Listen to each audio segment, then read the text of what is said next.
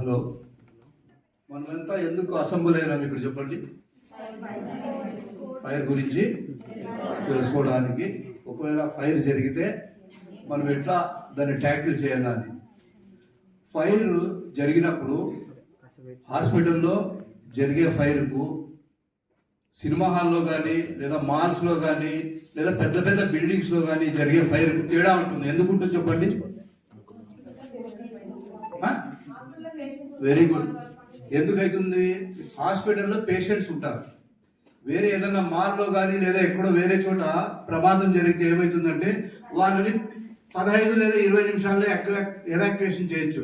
అంటే వాళ్ళు చెప్పేస్తే లేదా అలారం మోగిస్తే వాళ్ళంతా కిందికి వస్తారు. కానీ హాస్పిటల్ ఆ పరిస్థితి ఉంటుందా?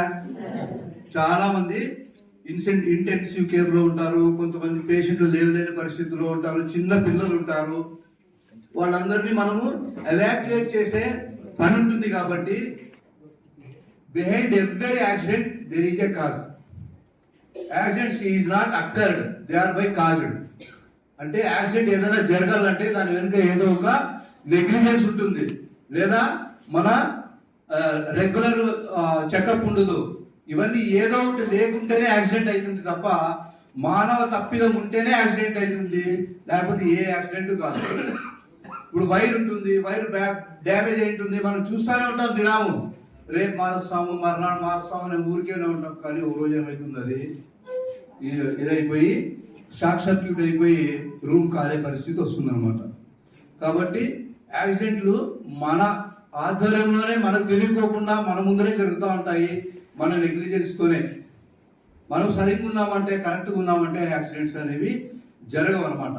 దాని తర్వాత ఒక చిన్న అసెంబ్లీ హాల్ అనేది ఉండాలన్నమాట. ఇప్పుడు గైనిక్ వార్డు ఉంటుంది, అదంతా ఒక చోటు ఉంటుంది కదా, దానికంతా ఒక చిన్న అసెంబ్లీ హాల్ ఉండాలి రూల్ ప్రకారం అయితే. అట్లా కాదని మళ్ళా ఒక పెద్ద అసెంబ్లీ హాల్ ఉండాలి. ఎక్కడ? ఆ బిల్డింగ్ కు 3 మీటర్ల దూరంలో ఒక అసెంబ్లీ హాల్ ఉండాలన్నమాట. ఇప్పుడు ప్రమాదం జరిగింది హాస్పిటల్లో, వార్డు కాదు హాస్పిటల్లో ఏదో ప్రమాదం జరిగింది అనుకో, అప్పుడు ఏం చేస్తారు? మీరంతా 100 మంది ఇంతమంది వచ్చినారు కదా, ఇప్పుడు ఈడే ప్రమాదం జరిగింది, ఎవాక్యుయేషన్ జరగాల, మనం అసెంబ్లీ హాల్ దగ్గరకు అందరూ రాండి అని బెల్ కొడితే మీరు ఒక లాంగ్ బెల్లో లేకపోతే ఇంకోటి రెడ్ కోడ్ అంటారు దీన్ని. హాస్పిటల్లో జరిగే ఫైర్ ఏమంటారు? రెడ్ కోడ్ అంటారు. మళ్ళీ మీరు ఆర్ అంటే ఏమి? Rescue operation. రెస్క్యూ ఆపరేషన్ లో మీరు ఇవన్నీ బయటికి తీసుకొని వస్తారు 6లో. మళ్ళీ ఇంకోటి ఏముంది? ఏం చేయాలి మీరు? రెడ్ కోడ్ అని అందరినీ అలర్ట్ చేయాలా. దాంతో పాటు మాకు తెలిపాల, అవసరం ఉంటే ఇంకా దగ్గర పోలీస్ స్టేషన్ ఉంటే వాళ్ళకి కానీ తెలిపిన వాళ్ళు వస్తారు, మేము వస్తాం అనమాట. నంబర్ 1 ఆర్ అయిపోయింది, ఏ అయిపోయింది. సి అంటే కన్ఫైన్డ్. కన్ఫైన్డ్ అంటే ఏమి? ఎక్కడైతే ప్రమాదం జరిగిందో అక్కడ నుంచి అన్ని తీసుకుని వచ్చేసింటాం బయటికి. పేషెంట్లు తెచ్చింటాం, సామాన్లు తెచ్చింటాం. దాని తర్వాత మనం చేయాల్సిన పని ఏమంటే ఆ రూమ్కి వాకలేసేయాలి. ఎందుకు క్లోజ్ చేయాలో చెప్పండి? మంట బయటికి రాకుండా, మంటకు ఆక్సిజన్ తగలకుండా. కార్బన్ మోనాక్సైడ్ మనల్ని డ్యామేజ్ చేస్తుంది. కాబట్టి మీరు ఏం చేయాలా? ఎప్పటికీ పొగ ఉన్నప్పుడు ఈ పద్ధతిలో పోవాలి.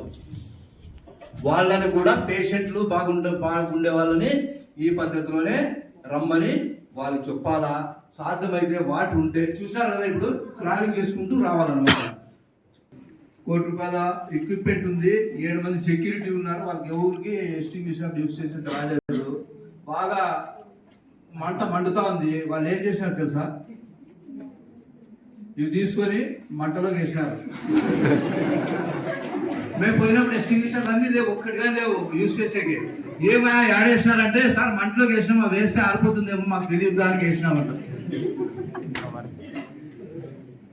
అట్లా మనకు విషయం తెలియకుంటే ఎన్ని లక్షల లేకపోతే కోట్లు వస్తున్నా దాన్ని యూజ్ చేయకపోతే వేస్ట్ అనమాట. చాలా చోట్ల మేము పోయినాము, కానీ ఇంత నాలెడ్జ్ ఎవరికి లేదు.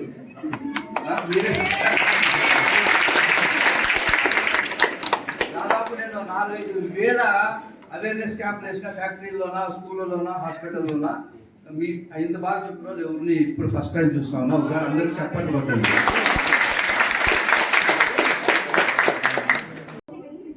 దీంట్లో 2 man rescue methods, single man rescue methods అని ఉంటాయన్నమాట. ఒక్కరే ఉన్నారనుకో ఇద్దరు ఉంటే పర్వాలేదు.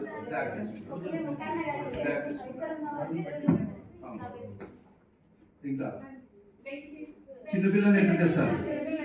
చిన్నపిల్లలు ఎట్లా తెస్తారు? దాన్ని మీకు చెప్పు. ఇవన్నీ ఇప్పుడు ఏమైంది, కాలు విరిగింది కదా, ఆయన అట్లే నడుచుకుంటూ తీర్చుకొని వస్తే ఏమైపోతుందంటే బ్లీడింగ్ ఎక్కువయ్యే పరిస్థితి ఉంటుంది, ప్లస్ ఎముక ఇంకా చిట్లే అవకాశం ఉంటుంది. కాబట్టి చూడండి, దీన్ని ఏమంటారంటే ఫ్రెండ్షిప్ మెథడ్ అంటారు. దీన్ని ఫ్రెండ్షిప్ మెథడ్ అంటారు. తీసుకోండి, ఆ కాళ్ళు కదలకుండా ఈ కాలు బరువుతోనే వస్తూ ఉంటాడు అనమాట. దీన్ని friendship method, single man method కూడా అంటారు అనమాట. ఇది పికే బ్యాక్ అంటారు.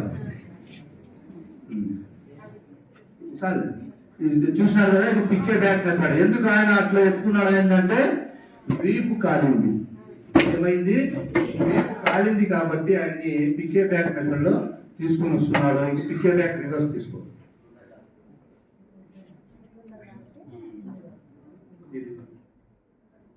దీన్ని పికే బ్యాక్ రివర్స్ అంటారు.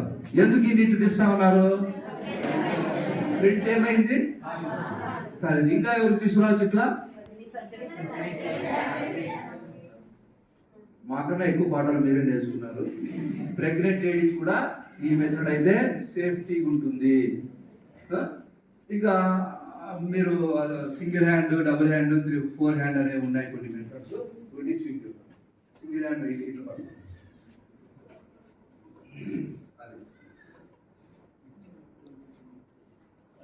ఇది దీనిపైన కూర్చోబెట్టుకొని తీసుకురావచ్చు. బాగా మనిషి ఇటు కూర్చోవచ్చు.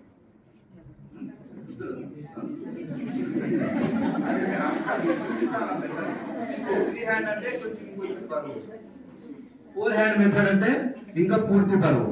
నువ్వు ఎందుకు అంత తిన్నావు, అంత బరువు ఉన్నావు అని మనం చూపెట్టాలి కదా. ఎంత బరువు ఉన్నా మోసుకురావాల్సిందేనా? కాబట్టి మన బాధ్యత అది, వాళ్ళని రక్షించే బాధ్యత. రక్షించడానికే దాని విలువ మనకు తెలుస్తుంది, వాళ్ళకు కూడా తెలుస్తుంది. CO2 ఎప్పుడు యూజ్ చేయాలి అంటా ఉన్నారు ఆయన. CO2 అంటే ఇది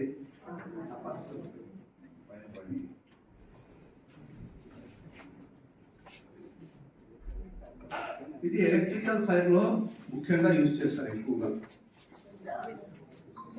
CO2 అనేది ఏ ఫైర్ పైన అంటే ఎలక్ట్రికల్ ఫైర్. అది కానీ చెప్పేస్తాను చూడండి. ఫైర్లు 4 రకాలు: A class, B class, C class, D class. తెలుసా? ఏ క్లాస్ అంటే ఏంటి? ఖాళీ బూడిదయ్యేవన్నీ ఏ క్లాస్. ఖాళీ బూడిదయ్యేవి ఏమేమి ఖాళీ బూడిదైతే చెప్పండి. దాంట్లోపైన ఏం వాడచ్చు? Very good. ఏం వాడచ్చు? వాటర్ వాడచ్చు. బి క్లాస్ ఫైర్ వచ్చేసి ఆయిల్ ఫైర్స్. ఆయిల్ ఫైర్స్ పైన ఇప్పుడు మనం మాట్లాడుతున్నాం. దానికి ఆక్సిజన్ సప్లై అన్నా లేకుండా చేయాలా? ఇంకేం చేయలేము. దానికి ఆక్సిజన్ సప్లై లేకుండా చేయలేము. అది B class fire. B class fire పైన అయినా యూజ్ చేయొచ్చు, కానీ అది చెడిపోతుంది, అట్లా ఇదైపోతుంది అనమాట. పెద్ద ఇప్పుడు చిన్న బాణంలో ప్రమాదం జరిగితే ఎట్లా ఆడతారనుకో, పెద్ద పెద్ద పెట్రోల్ బంక్లో లేకపోతే ఇంకోటి కాలితే ఏం చేస్తాం చెప్పండి. దానికి కూడా ఆక్సిజన్ సప్లై లేకుండానే చేస్తాం. మేము ఏం చేస్తామంటే మా దగ్గర ఫోమ్ అనే ఎక్విప్మెంట్ ఉంటుంది. ఆ ఫోమ్ని మా హోస్ చెప్పినారు కదా మీరు, హోస్ తెలుసు కదా, హోస్ ఉంటుంది. ఆ హోస్ కనెక్ట్ చేసి పంపిస్తాము. దాంట్లో నుంచి వచ్చే ఫోము ప్లస్ వాటర్ రెండు కలిసి ఒక పెద్ద నురుగు మాదిరి తయారయ్యి దాంట్లో ఆక్సిజన్ ని సప్లై చేయకుండా కట్ చేస్తుంది. కాబట్టి వెంటనే ఫైర్ అనేది ఆరిపోతుంది. ఆ గ్యాప్ తర్వాత మంట వస్తుంది. అంటే లోపల నుంచి వచ్చిందే మంట అనేది దాన్ని ఏం చేస్తారు చూడండి. ఏం చేశాడు? దాన్ని ఆఫ్ చేశాడంటే ఏమి? ఫింగర్ ఆఫ్ చేసి ఏమైంది? ఆఫ్ అయిపోయింది. ఎందుకు? మంట అనేది, ఆక్సిజన్ అనేది లేకుండా ఎప్పుడైతే దీన్ని ఇచ్చేసాడో అది వెంటనే ఆరిపోయింది. కానీ గ్యాస్ మాత్రం ఇట్లా